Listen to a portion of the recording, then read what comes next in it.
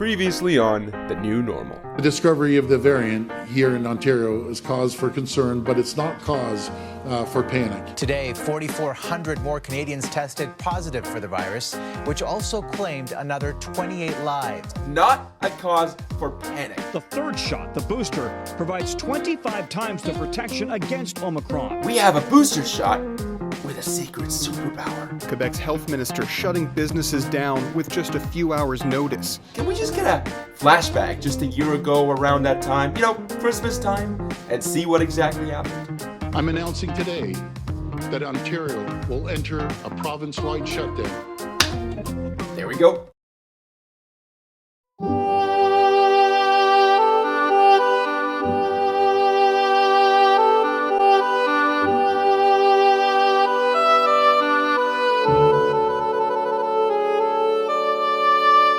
Welcome back, everybody. I'm your host, Mazada, and this is The New Normal. I hope you guys had a wonderful Christmas holiday and a happy New Year. But it doesn't matter how much turkey you had or how many shots you downed on New Year's Eve, because it ain't a party without a little bit of Omicron.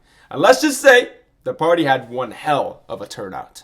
In Canada, skyrocketing case counts reached new highs in several provinces today, driven by the highly transmissible Omicron variant. The Ontario government is reporting over 18,000 cases of COVID-19 in the province today. Jeez, 18,000 cases. Now that is terrifying. And you know what else is terrifying? The fact that out of 18,000 cases, around 900 people were hospitalized, a whopping 6.8%.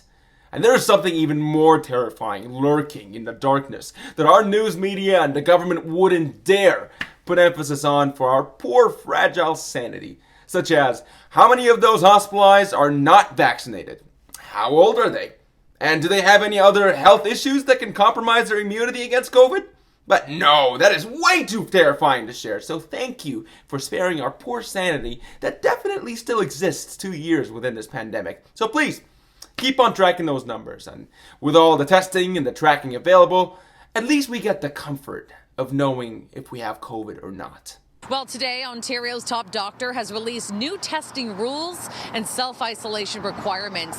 Publicly funded PCR testing will only be available for those vulnerable individuals, including those with significant medical issues, who are symptomatic or at risk of severe disease from COVID-19. If you develop symptoms and are not eligible or do not have access to a test, Ontario's top doctor says assume you have Omicron and quarantine. I'm sorry, did they just say assume I got COVID?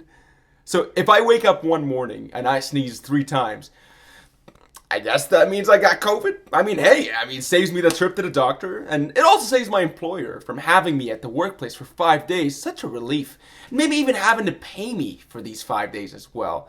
And it's gonna save you from recording thousands of COVID cases per day. If you don't see it, then it doesn't exist, am I right? That is genius.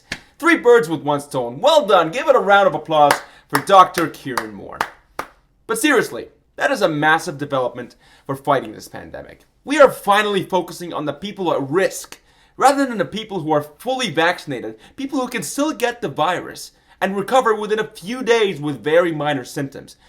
I can't believe I'm saying this, but I think this government is finally learning how to coexist with this virus. News has confirmed the province is considering putting large parts of the economy back into lockdown for at least 21 days in order to preserve hospital capacity and keep schools open. Effective Wednesday, January 5th at 12:01 a.m., Ontario will return to a modified Step 2 of the roadmap to reopen. Indoor dining, limits on banquet halls and weddings, gathering limits of 25 people outdoors and 5 fully vaccinated individuals indoors, a 50% capacity limit on essential retail and 25% capacity limit on non-essential retail, and canceling all ticketed events, as well as reimposing limits on gyms and personal care services. We face a tsunami of new cases in the days and weeks ahead.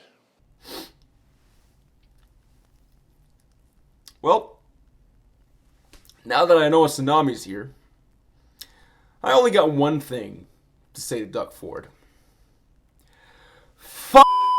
Thank you. Thank you for allowing us to celebrate Christmas and New Year's Eve this year with our friends and family instead of cutting it off right after Boxing Day last year. I know, 3 days is a real game changer compared to last year. Thank you for bringing that tsunami right to us. We were thirsty for it, especially when you chose to delay the inevitable when we had a record-breaking 13,000 COVID cases in Ontario at that time. And most of all, thank you for showing us that all the efforts that we've made this year, the vaccinations, the COVID passports, and the boosters, they have all brought us right back to square one. Happy New Year, everybody, and enjoy your lockdown because, like it or not, this is the new normal. I'm gonna fucking dry myself now.